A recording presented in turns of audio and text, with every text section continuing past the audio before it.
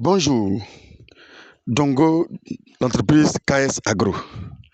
Alors, aujourd'hui, je vais vous présenter trois cultures. Trois cultures que vous pouvez effectuer avec un budget très modéré et faire de très grands résultats.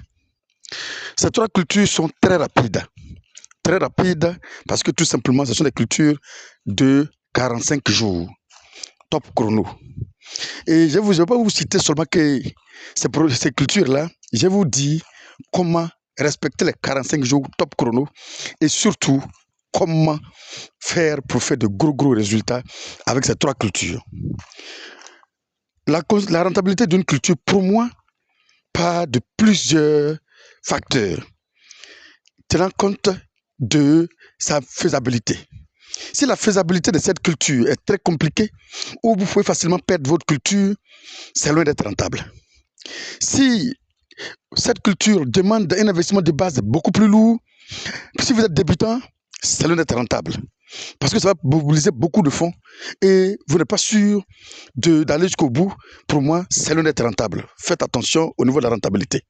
Pour moi, la rentabilité, d'abord le temps et l'investissement qu'on fait sur cette culture-là. Si vous investissez beaucoup plus d'argent et que l'investissement de base est beaucoup plus élevé, et c'est très difficile d'être sûr de mobiliser d'abord les fonds et surtout d'aller jusqu'au bout de votre projet. Donc, pour moi, la rentabilité, c'est la faisabilité. Tout part de la faisabilité et du temps qu'on met en place et l'argent qu'on va investir. Parce que quand on dit rentable, ça veut dire c'est le coût d'investissement moins le coût de vente moins le coût d'investissement qui nous permet de savoir que c'est rentable ou pas. Bien, la première culture que vous pouvez effectuer, qui est rentable pour moi, c'est la culture du concombre. Pourquoi? Parce que cette culture, facilement, à travers sa faisabilité, elle va facilement se faire pratiquement dans toutes les zones.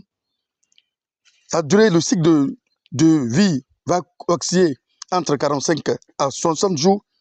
Ça veut dire que vous avez 45 à 60 jours de travail intense, mais seulement vraiment, je dirais, intense. Il faut simplement préparer le sol. C'est-à-dire que quand on prépare le sol, c'est le labour. C'est soit le labour peut te faire artisanalement. Mais je vous le dis aujourd'hui, c'est parce qu'on ne s'informe pas beaucoup. On n'a plus besoin même de la main d'œuvre vraiment humaine, où on a besoin des gens pour faire ces genres de travaux. Ça nous coûte plus cher d'ailleurs que lorsque on a informé d'un certain nombre d'outils de labour, de laboureurs, de motoculteurs qu'on pourra utiliser pour faire ce travail-là. Mais malheureusement, comme on n'est pas informé,